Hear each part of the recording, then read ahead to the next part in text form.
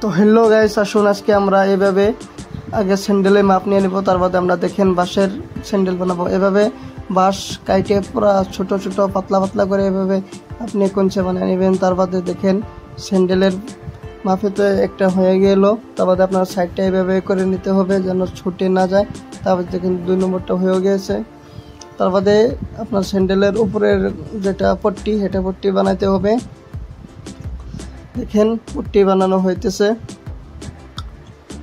এভাবে। পরে আপনি এইটাও সাইডটা মেরে দিতে হবে যেন আপনার ছুটে না যায় কাঠিগুলো। দেখেন এইভাবে আপনার নিতে হবে।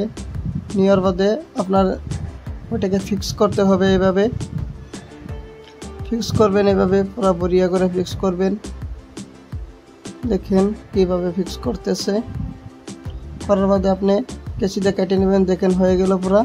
আর ভিডিও ভালো লাগলে শেয়ার করে দিবেন।